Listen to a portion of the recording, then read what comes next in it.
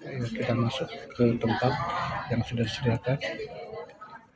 Dapat percepatan serah terima aset.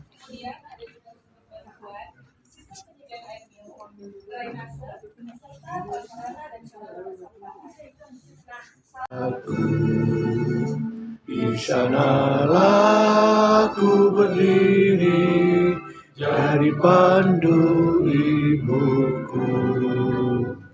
Indonesia kebangsaanku, bangsa dan tanah airku. Marilah kita berseru, Indonesia bersatu.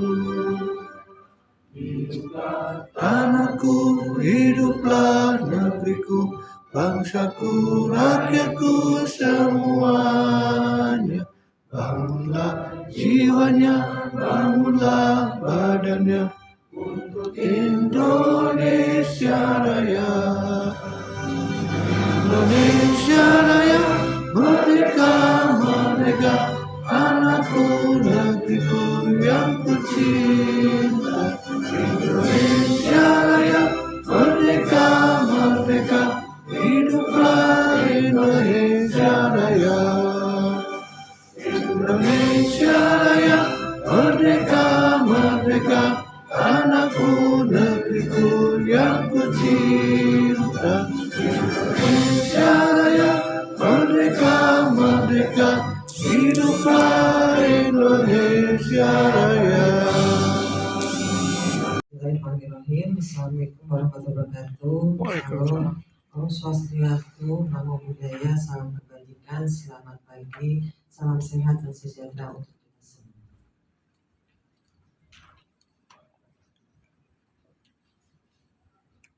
Yang saya hormati para pimpinan tinggi Pratama di Kementerian PUPR atau yang mewakili Kepala Dinas Teknis Bidang Perumahan Daerah Kabupaten atau Kota di Banten dan Jawa atau yang mewakili Jawa Barat atau yang mewakili Kepala Badan Pengelolaan Aset Daerah Kabupaten Kota di Banten dan Jawa Barat atau yang mewakili Kepala Balai Pelaksana Penyediaan Perumahan Jawa 1 atau yang mewakili Kepala Balai Pelaksana Penyediaan Perumahan Jawa 2 atau yang mewakili serta Bapak Ibu undangan yang berbahagia.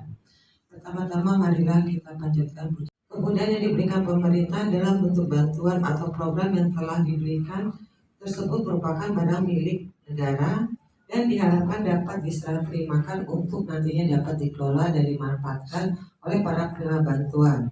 Hal tersebut bertujuan agar pemberian kemudahan yang telah diberikan dapat terlaksana secara efisien, efektif, dan akuntabel.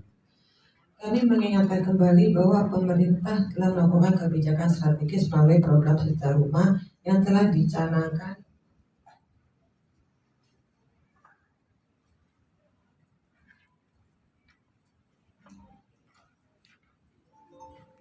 April 2015.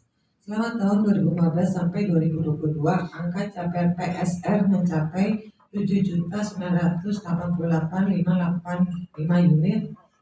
Menjelang akhir tahun 2023, capaian PSR hingga akhir bulan Oktober mencapai 969.270 unit. Oleh karena itu diperlukan dukungan dan kerjasama peningkatan progres program Sejuta Rumah, terutama dalam penyampaian data pembangunan rumah yang dilakukan oleh pemerintah daerah dan asosiasi pelaku pembangunan yang disampaikan secara berkala kepada pemerintah pusat. Bapak dan Ibu yang berbahagia, hibah BUMN yang telah diberikan dapat dilakukan penghapusan jika terdapat kondisi yang tidak memungkinkan untuk tidak dimanfaatkan oleh penerima bantuan sesuai dengan PMK 83 dan 2016 tentang tata cara pelaksanaan pemusnahan dan penghapusan BUMN, maka ada diskusi terkait prosedur serah terima aset, mekanisme penghapusan aset, dan proses percepatan dan tindak lanjut serah terima aset. Penjelasan di diskusi ini nantinya diharapkan dapat menjadi bagian dari proses penyamakan persepsi antara pusat dan daerah terhadap pengelolaan aset BUMN yang akan diserah terimakan kepada pemerintah daerah.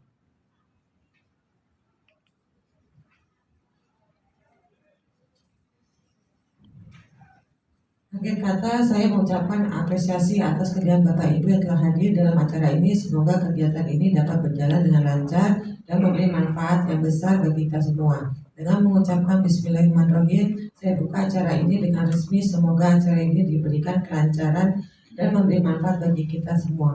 Wabillahi taufiq wal hidayah. Wassalamualaikum warahmatullahi wabarakatuh. Direktur Rumah Umum dan Komersial Insinyur Fitra Nur MS.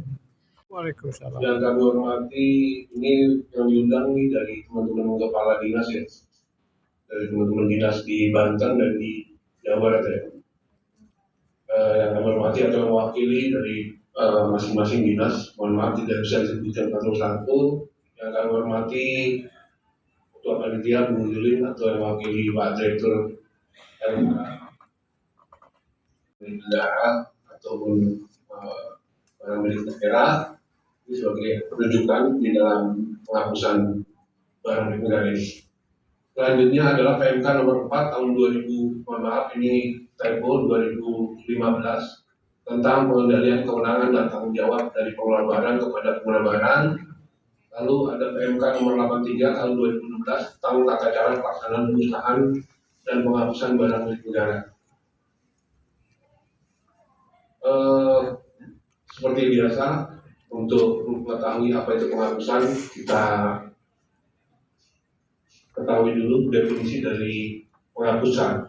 Penghapusan adalah tindakan menghapus barang milik negara atau milik daerah dari daftar barang dengan menerbitkan keputusan dari pejabat yang berwenang untuk membebaskan pengelolaan barang, pengguna barang dan atau kuasa pengguna barang dari tanggung jawab administrasi dan fisik atas barang yang berada dalam penguasaannya. Ini pengertiannya, tindakan fisik dan atau kegunaan barang milik negara atau milik daerah, dan alasan barang milik negara dan daerah itu dimusnahkan karena BMN tidak dapat digunakan, tidak dapat dimanfaatkan dan atau tidak digunakan alasan lain sesuai dengan ketentuan perundang-undangan.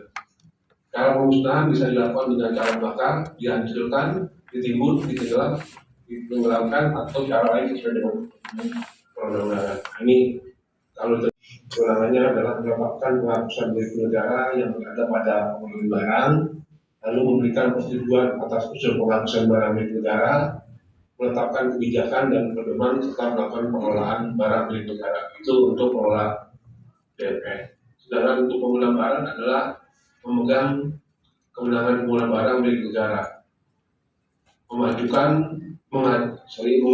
usulan penghapusan barang milik negara yang berada dalam kuasaannya kepada pengguna barang. Pengguna barang dapat mendelegasikan kewenangan dan tanggung jawab tertentu kepada kuasa pengguna barang. Ini pengguna barang. Sedangkan kuasa pengguna barang mengajukan usulan penghapusan barang milik negara yang berada dalam penguasaannya kepada pengguna barang. Selanjutnya adalah melakukan pencatatan dalam daftar barang, kuasa pengguna dan pengguna, karena melakukan pencatatan dalam daftar barang pengguna. Itu pihak dari kewenangan pertama. Yang kedua adalah selain tanah dan atau bangunan yang berada pada pengelolaan barang atau pengguna barang. BMN selain tanah dan atau bangunan termasuk, tetapi tidak terbatas pada BMN berupa perangkat lunak atau software komputer, lisensi, waralaba atau franchise, hak paten, hak cipta, dan hasil kajian penelitian yang memberikan manfaat jangka panjang. Ini objek dan selanjutnya adalah untuk hewan mati, juga ikan dan tanaman. Ini kondisi hewan tanaman. Harus dihapuskan untuk bangunan yang berdiri di atas tanah pihak lain atau pemerintah daerah karena tidak ada atau tidak dapat dilakukan pemindahan tanganan. Harus dihapus untuk atas aset milik pihak lain karena tidak dapat dilakukan pemindahan tanah. Selanjutnya harus dihapuskan untuk bangunan dalam kondisi rusak berat dan atau membahayakan lingkungan sekitar. Selanjutnya harus dihapuskan untuk bangunan yang berdiri di atas tanah yang menjadi objek pemanfaatan dalam bentuk BGS atau BSG atau KFPI setelah bangunan tersebut dihitungkan sebagai intervensi investasi pemerintah. Selanjutnya harus dihapuskan karena anggaran untuk pembangunan sudah disediakan dalam penganggaran. sebagai akibat dari keadaan kahar atau mayat, serta masa pemanfaatan atau penggunaan telah berakhir sebab lain untuk efektif penunjuk. Alur penghapusan BMN seperti ini dimulai dari pertama, usulan penghapusan BMN dari unit kepada sekretariat jenderal untuk dibutuhkan DPR ya, dan mungkin juga berlaku seluruh kementerian. Lalu yang kedua, didisposisi ke sekretariat jenderal kepada kepala biro BMN. Yang selanjutnya dari kepala biro BMN memeriksa dan atau proses penyebaran maupun laporan yang disusun oleh pengelola barang. Selanjutnya adalah untuk kondisi di dalam penghapusan dalam putusan pengadilan atau menjalankan ketentuan. Ini kasus penghapusan dengan alasan putusan pengadilan atau menjalani ketentuan peraturan perundangan dapat terjadi pada pengelola barang maupun pengelola barang. Untuk kasus penghapusan pada pengelola barang prosedurnya sebagai berikut. Permohonan penghapusan BMN yang disampaikan ke pengelola tersebut sekurang-kurangnya dilengkapi dengan yang pertama salinan fotokopi putusan pengadilan yang telah diredaksi untuk disahkan oleh pejabat berwenang. Pengelola barang menerbitkan surat dan penghapusan barang. Lalu berdasarkan surat persetujuan dari pengelola barang menerbitkan keputusan penghapusan BMN paling lama 2 bulan sejak tanggal persetujuan dan melaporkan paling lama 1 bulan sejak keputusan penghapusan BMN ditandatangani. Nah, ini sedikit ada untuk penghapusan, ada juga adanya pemusnahan seperti dalam penggunaan penghapusan biar tidak salah, dan ini harus dimiliki oleh semua teman-teman yang ada di Direktorat Izin Perumahan ini supaya jelas bagaimana tata cara penghapusan. Nah, seringkali kita masalah dengan barang-barang yang kita bangun, padahal barangnya itu adalah kita akan serahkan kepada masyarakat, kepada Pemda maupun kepada Pemda untuk diterimakan. Nah, seringkali kesulitan untuk proses serah terimanya. Demikian barangkali Pak Eko selaku moderator kami kembalikan dengan ucapan terima kasih dan mohon maaf apabila ada hal yang tidak berkenan. Kami serahkan kepada moderator. Terima kasih. Penghapusan itu tidak bersedia menerima itu harus ada justifikasi teknisnya. Jadi bukan administrasi dengan bahasa pengembang belum menyerahkan fasos. Itu tidak akan bisa diproses penghapusannya. Penghapusannya harus ada justifikasi teknis, bangunannya rusak, bangunannya sudah hilang, atau barang BMN-nya itu sudah ditiban, istilahnya belum kami serahkan tapi karena sudah rusak dan itu APBD sudah masuk untuk perbaikan sehingga nggak mungkin pencatatan 2 kali itu bisa diajukan karena itu sudah dicatat, kami belum serahkan tapi sudah tercatat, itu bisa mengatakan bahwa ini sudah dilakukan perbaikan, sudah masuk dalam laporan BMD dari pemerintah daerah, itu bisa. Tapi kalau alasannya fase-fase belum diserahkan itu tidak akan bisa dihapuskan karena barangnya masih bagus, masih ada. Tapi ini hibah dengan proses penyerahan PSU yang tadi Ibu paparkan, memang ada korelasinya, Bu. Kenapa saya katakan demikian? Bahwa kami yakini beberapa tahun penerima pemohon MBR yang notabene mereka dalam proses membangun dan sudah dibangun dan sudah mungkin dalam waktu dekat proses akad penjualan, kami mendukung supporting system kepada mereka untuk bisa menerima bantuan. Namun di satu sisi kami juga berpedoman pada aturan Permendagri yang kita adop di Perda maupun di Perwa yang sudah kami susun. Sehingga dalam salah satu klausula yang memang kami belum lama ketok, itu di Perwa juga disebutkan bahwa penyerahan bertahap. Artinya penyerahan ini bisa dilaksanakan bertahap maupun sekaligus. Penyerahan bertahap paling tidak dilakukan terhadap penyerahan bantuan, penyerahan PSU yang diperoleh dari bantuan kegiatan. Kalau kami di tingkat 2 itu adalah APBD provinsi dan atau kegiatan Kementerian Pusat. Di situ ruang kami buka-buka, Bu, bahwa ini stimulan untuk mereka jangan hanya nyenggetnya saja, jangan hanya kita dituntut untuk bisa merekomendasikan ini hibah bisa kita terima. Namun demikian 1 tahun anggaran berjalan dari tahun 2022 ke 2023 ini kalau berbicara amanat daripada Permendagri maupun Perda kita itu kan 1 tahun sejak masa pemeliharaan. Dan saya yakin 1 tahunnya sudah berakhir, Bu. Dan yakin saya 1 tahunnya itu sudah berakhir. Nah, ini juga belum ada tanda-tanda dari mereka untuk memproses penyerahan tersebut. Kenapa kami tuntut itu bisa menyerahkan? Karena memang kami yakini 1 tahun itu dalam kondisi masih terpelihara.